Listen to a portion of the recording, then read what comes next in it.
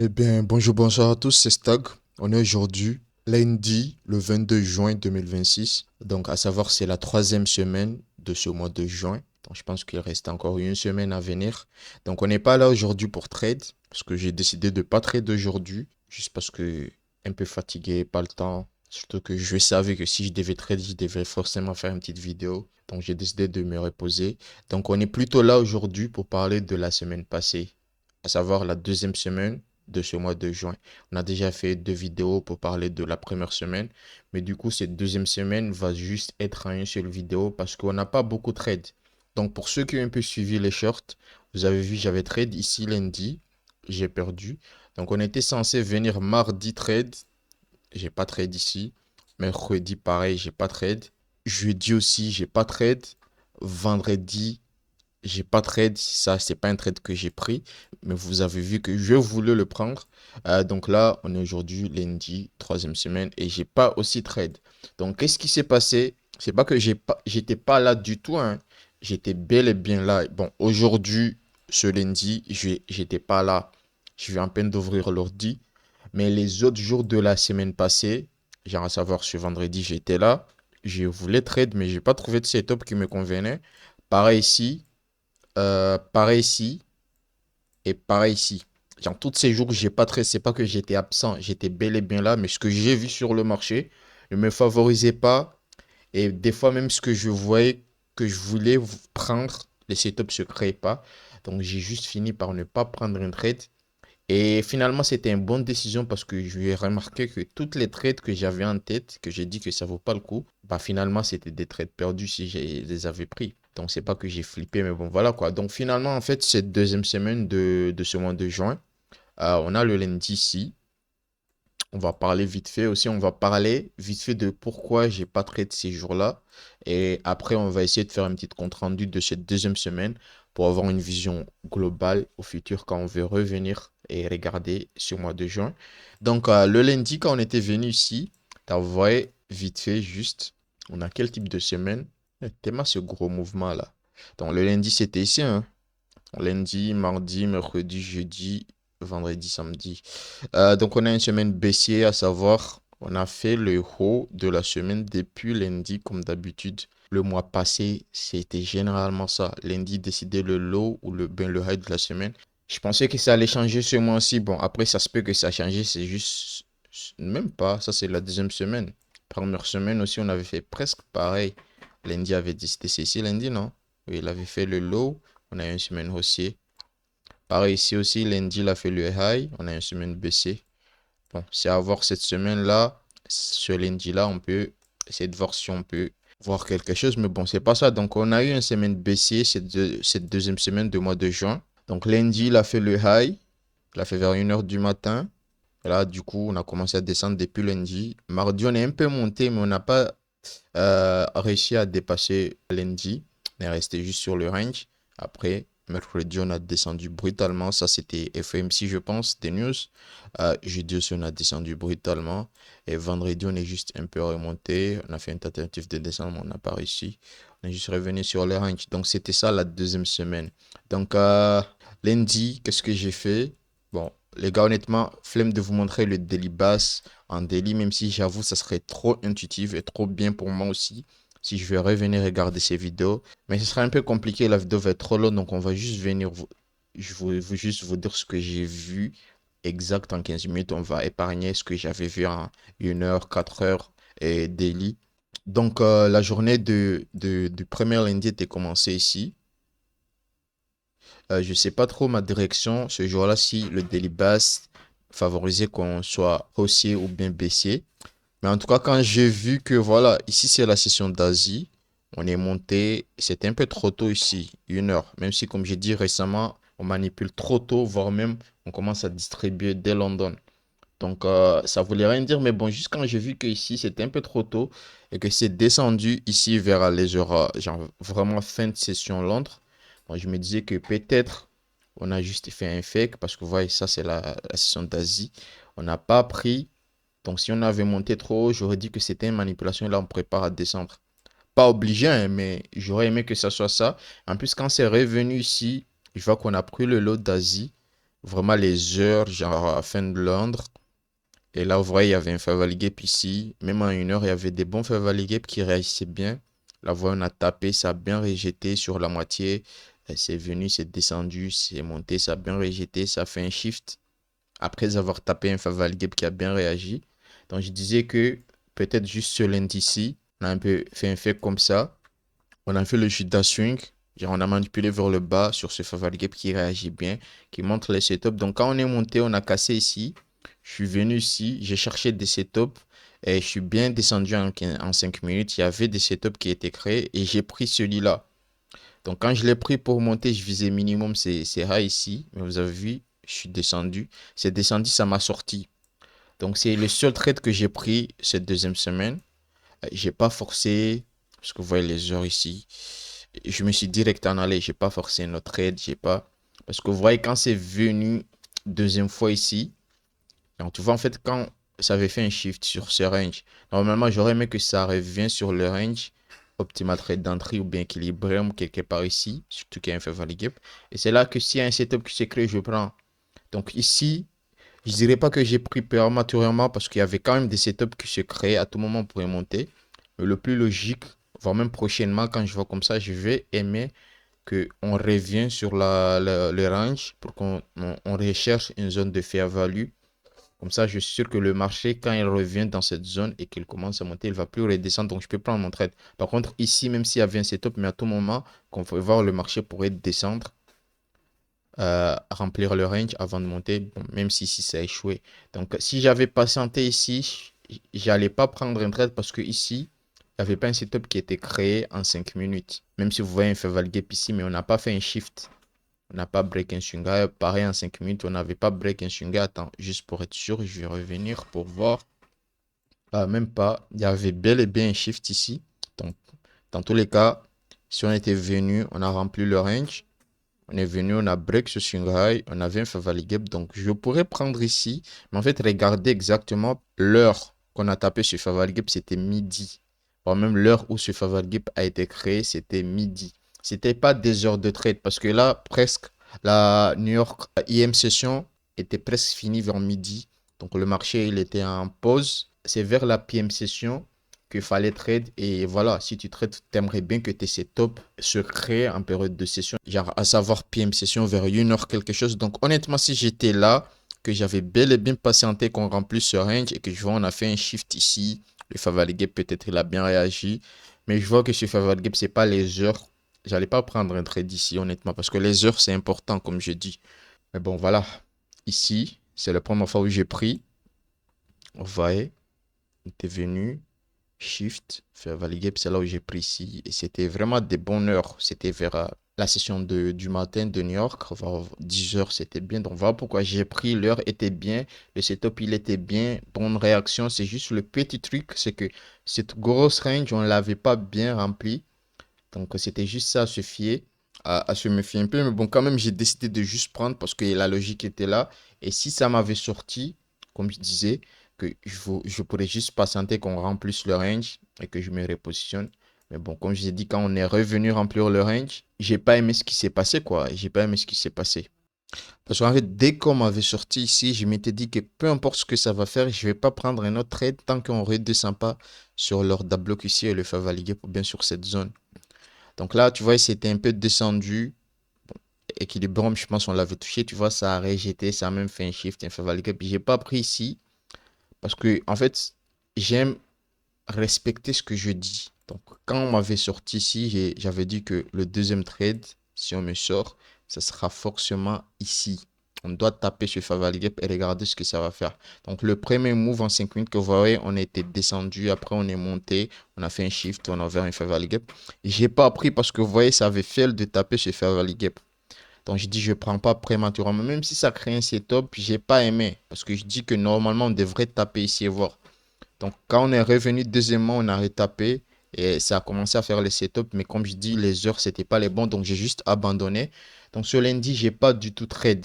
À part ça, j'ai juste pris ce petit trade. Donc, j'ai risqué 120. J'ai perdu ça. Donc, c'est le seul trade que j'ai perdu cette semaine. À savoir, la semaine passée, j'avais perdu plus de combien? 480 quelque chose. Le mois, il est rouge, les gars, hein. Donc voilà, c'est la semaine passée. Et ça, c'est la première semaine de juin, catastrophique. La deuxième semaine, j'ai juste pris ce petit trade ce lundi. Et aussi catastrophique. Donc j'ai arrêté là. Donc je m'étais dit que voilà. Donc je suis revenu. Vous voyez, je voulais prendre pour monter. Donc je suis revenu le deuxième jour, mardi. Le daily bass, pour moi, je pense qu'il était toujours haussier. Mais regardez ce que mardi a fait. Il a commencé à vraiment beaucoup distribuer depuis Londres. Donc, vous voyez, cette heure, c'est quelle heure? Cette heure, c'est ici quelque part. Donc, quand c'est descendu ici, cette heure, donc on aurait pensé que voilà, on a eu ce shift. On va juste revenir et monter genre dans cette range. Donc, soit je patiente, on revient dans cette range. Les bons levels, les setups se créent. Je prends pour monter dans les setups qui vont se créer. Ou bien juste, je patiente, ça descend dans un bon order block, faire valider. Je prends pour monter direct, pas besoin de setup. Même si les deux auraient été mais genre on descend ici sur cet order block, faire valider. Et il y a des setups qui se créent, je prends pour monter. Mais comme vous voyez ici, en fait, quand cette heure est venue, on a fail. On n'a pas pu descendre ici où j'étais sûr que voilà, je pourrais prendre ici pour monter si ça vient ici. Ça n'a pas descendu jusqu'ici. Là où ça s'est arrêté, certes, c'était l'équilibrium. Mais quand je regardais ici, il n'y avait aucun fair value gap. Le seul fair value gap, c'était celui-ci, je pense. On l'avait déjà cassé. Dans cette range ici, il n'y en avait pas. Donc, je m'étais dit que je ne vais pas juste prendre aveuglement, genre dès que c'est descendu ici, je prends pour monter. Parce que vous voyez, ça, c'est 7 heures. C'est les heures que je commence à trade. Donc, tous ici, ce n'était pas mes heures. Donc, même si j'avais pris ici, on n'est même pas monté plus loin, voire même rien ne me poussait à prendre ici. Ça serait juste un trade impulsif. Donc, j'ai pas pris, j'ai juste dit que, OK, on n'est pas venu sur une faveur gap, mais quand même, on a rempli le range Equilibrium. Donc, si ça rejette bien, que ça crée un setup, ça peut être fiable, quoi. Donc, c'est ça que je patientais. Donc, vous voyez ici, ça a rejeté. Ça a cassé des highs. Même si j'aurais aimé qu'on casse ce high pour être sûr qu'on a sorti de ce range. Parce que vous voyez, ce range, c'était ici son high. Donc, si on vient Equilibrium, on vient, on le tape. Donc, on a quitté ce range. On ne devrait pas descendre plus bas. Donc, j'aurais aimé qu'on les casse. Mais bon, même dès ici, dès qu'on a cassé le petit swing high ici, faire valid gap, on ne l'a pas touché. On ne l'a pas touché. Donc, j'ai pas pu prendre un trade. Rien ne s'est créé. Et quand on est revenu monter, on a cassé ici. Donc, quand c'est revenu ici, en temps normal, je pourrais prendre ici ou bien patienter qu'on descende ici. Mais en fait, moi, je savais qu'on normalement, on devrait descendre ici. Donc, si je prends ici, à tout moment, ça pourrait descendre sur le premier ici et me sortir. Donc, j'ai dit que si je prends ici, je devrais patienter que des setups se créent en 5 minutes.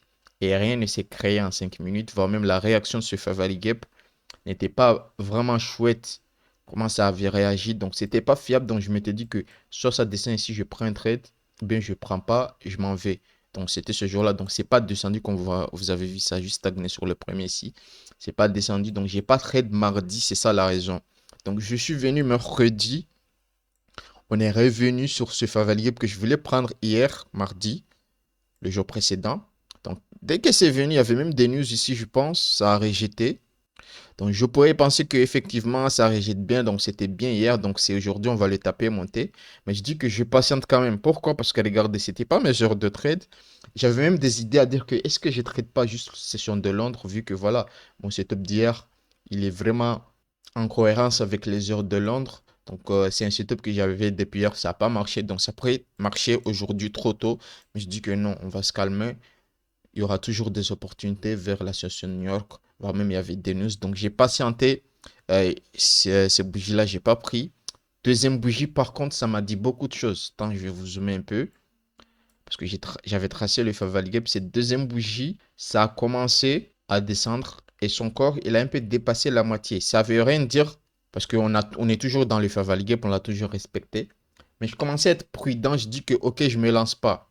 Parce que, vous voyez, hier, genre le jour précédent, je m'étais dit que dès qu'on descend ici, je pourrais prendre. Parce que c'était un setup confirmé. Genre, tu vois, un range, équilibrium, voire même peut-être optimal trade d'entrée. On est venu, on a fait un shift, faire value gap. Donc, dès que ça descend ici, je pourrais prendre aveuglement, quoi. Parce que déjà, il y avait des choses qui soutenaient.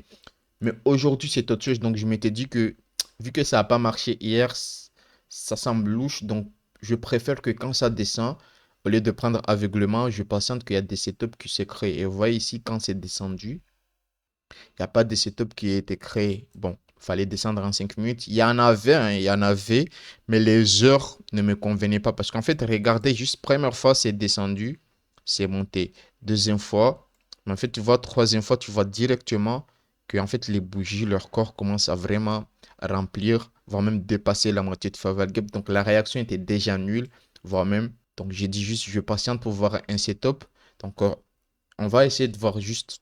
En fait, si je vais tout montrer, la vidéo va être un peu trop longue. Mais si je me rappelle bien ici, ça avait déjà mal réagi. Et après, ça commence à créer les setups. Donc, quand même, même si les setups se créent, mais ça avait mal réagi. Donc, je me fiais un peu. Donc, regardez ce qui s'était créé. On voit, première fois, on est descendu. On est monté. On a break. On a fait un shift. Mais sur le premier shift, il n'y avait pas un fair value gap. Donc, OK. Honnêtement, première fois quand on était descendu, on a fait ce shift. Si on avait créé un fair value gap ici, ça allait être 3 heures. Déjà, c'est pas mes heures de trade parce que je trade vers 7 heures plus. Mais au moins, c'est des heures de trade parce que c'est la session de Londres. Ça pourrait dire que c'est un setup qui s'est créé parce que c'est en session. C'est pas comme si le marché était en pause. Et voilà, il y a des faits qui se créent, donc je devrais me fier, ne pas les prendre. Mais c'était 3 heures, c'était des heures de trade. Je pourrais trade session de Londres. Mais il n'y avait pas un fair gap ici. En même temps, ça n'avait pas bien réagi. Donc, il n'y avait rien à prendre ici. Donc, c'est redescendu, c'est revenu, ça break ce swing. C'est là, ici, ça crée un fair gap. Mais ce fair gap, il a été créé vers quelle heure? 3 heures, 3h50. Donc, à savoir, la session de Londres commence se termine vers 4h, 5h. Donc, regardez quand on est descendu vers 4h pour taper ça ici. Donc, si tu prends un trade ici, généralement, 4h, 5h, session de Londres, je ne pense pas qu'on pourrait prendre quelque chose parce que la session commençait à terminer. Donc, je m'étais dit que c'était juste judicieux de patienter. 7h20, les bonnes opportunités vont être créées. C'est là on va prendre.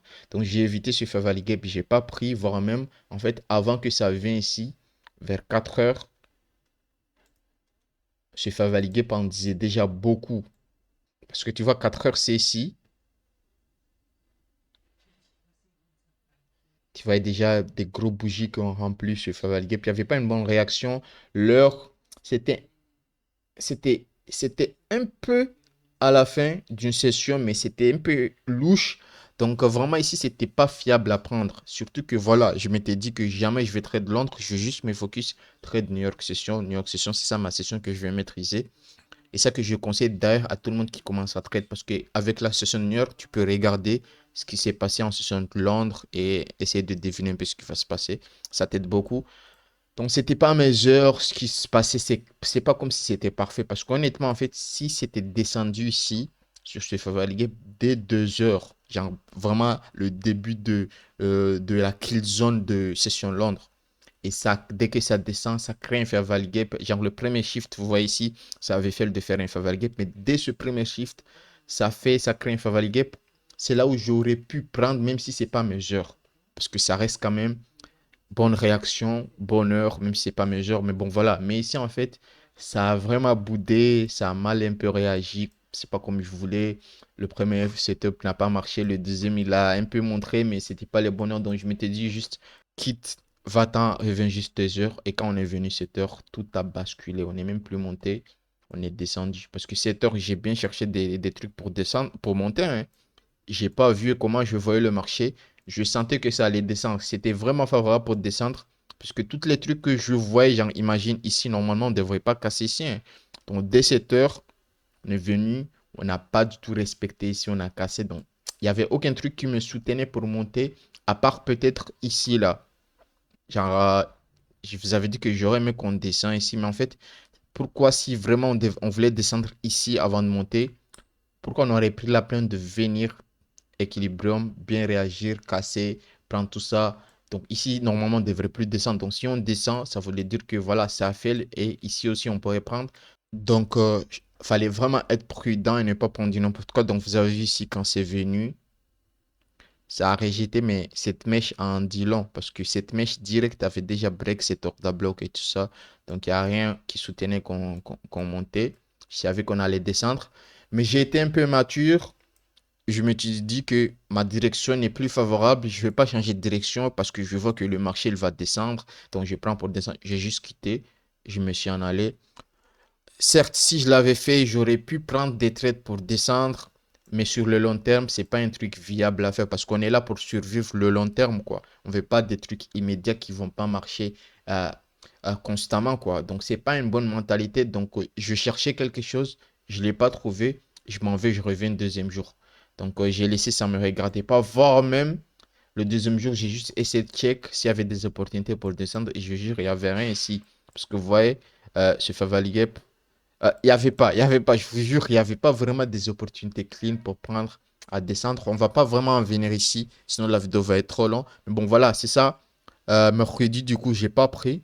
Donc, je me suis dit que je laisse mercredi faire ce qu'il veut, surtout qu'il y avait FOMC qui venait. Donc, après, si mercredi finit ce qu'il fait, je pourrais avoir un petit devis de où est-ce que le marché veut aller parce qu'un time frame plus haut vers daily 4 heures, c'était un peu flou, on ne savait pas exact l'intention du marché. Donc, je dis que mercredi, s'il bouge bien comme ça, on pourrait avoir une bonne intention, voir vraiment ce que le marché veut faire ce temps-ci. Donc, je suis venu jeudi pour trade, mais en fait, dès jeudi, je me suis dit que, ok, là, je vais plus prendre pour monter.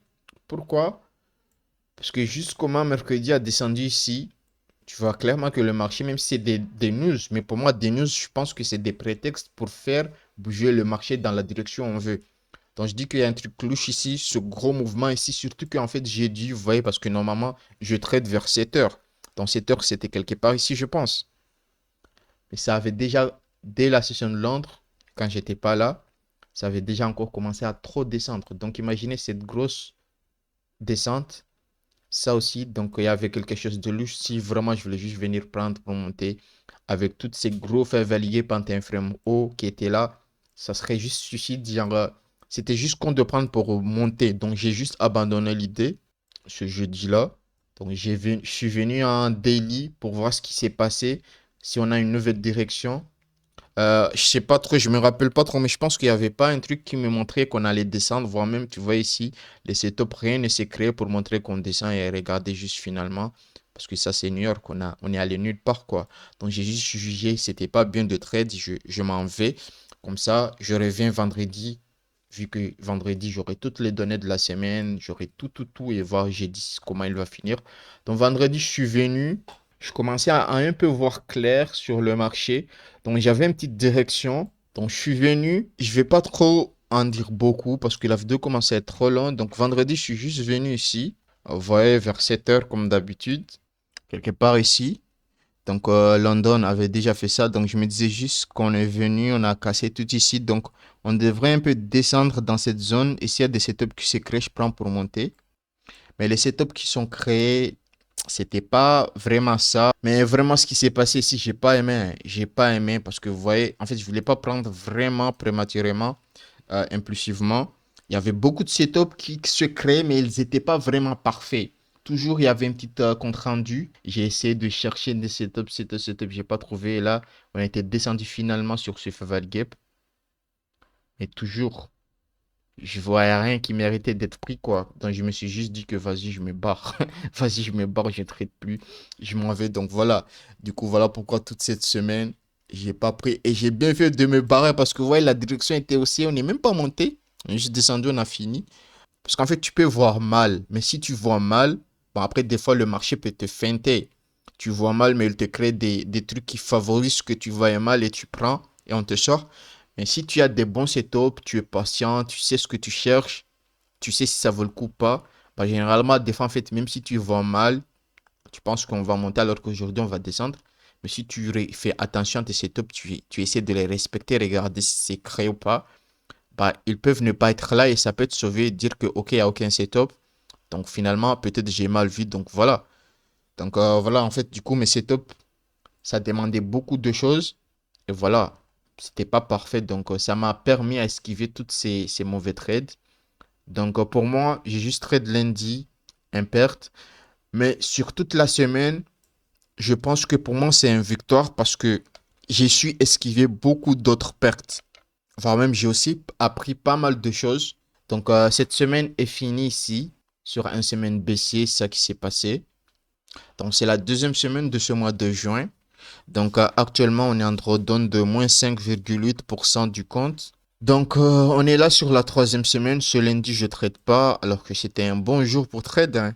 Bon, après, j'ai pas check s'il y a des setups ou pas, mais j'ai juste vu qu'il y avait pas de news. Mais demain aussi, je pense qu'il y avait pas de news. Après demain, on a une semaine un peu tranquille, parce que cette semaine ici, c'était un peu chaud avec les news. Donc, on va essayer de venir cette semaine pour voir si on peut un peu prendre des trades positifs, parce que ça fait longtemps, hein. Ça fait même mal. Ça commence même à me faire douter. Mais bon, d'un côté, j'aime bien parce que ça commence à un peu diminuer mon arrogance. Donc là, actuellement, je commence à devenir humble. Donc c'est aussi un côté positif. Parce qu'on m'avait dit qu'il y avait un monde où des fois, à chaque fois que j'entre sur un trade, c'est rouge, rouge. Mais moi, je vais rien comprendre. Je voyais que jamais ça allait m'arriver. Mais vous voyez, depuis que j'ai décidé de poster ce que je fais, bon, voilà, c'est que des rouges. Alors que le mois passé, j'ai fait des bons résultats. Le mois qui le précède aussi, bons résultats. C'était vraiment parfait, hein. C'était vraiment parfait. Donc vraiment, là, actuellement, c'est un mauvais période pour moi, mais en même temps, c'est pas comme si ça se passe du n'importe quoi parce que j'apprends. C'est pas comme si en fait j'ai fait un mauvais mois et je laisse ça sans gagner quelque chose. Je fais un mauvais mois, mais je viens, je backteste, je regarde ce qui s'est passé, ce que j'ai fait de mal et ça me pousse à m'améliorer, voire même je vois un autre facette du marché, quoi. Donc les mois difficiles, certes, tu perds du capital et tout ça, mais en même temps, tu gagnes en expérience, tu gagnes en tout ça, comme quoi il y a un proverbe qui dit que en trading, tu payes le marché pour qu'il t'apprenne. Donc tu le payes jusqu'à ce que ça vienne, bien jusqu'à ce que tu quittes. Bon, nous, jamais on va quitter, hein. On va rester là minimum, on va voir ce qu'on peut accomplir en 5 ans, tant qu'on ne fait pas 5 ans, peu importe les difficultés, peu importe ce que ça va venir, peu importe ce que les gens vont dire, je vais être là. Donc cette chaîne-là, on est parti pour 5 ans, même si pendant ces 5 ans, tous les mois, je fais des rouges. Je vais poster, je vais montrer ce que je pense, je vais montrer mes trades. Je m'en fous. Et c'est là, après 5 ans, on verra. On verra si vraiment ça vaut le coup d'arrêter ou bien, mais bon, moi, je me connais, je me connais. Bon, on va pas être trop arrogant non plus, mais si j'arrive à suivre ici 5 ans, et que je suis sur cette cadence, dès que j'ai fait un truc mauvais, je me remets en question, je le corrige petit. Parce que là, je me corrige petit à petit. Et je vois d'autres facettes, je m'adapte, je perfectionne mes stratégies, je continue aussi. Parce que c'est pas comme si je viens tous les jours, je traite, je fais des vidéos, mais j'apprends aussi des formations, tout ça, tout ça.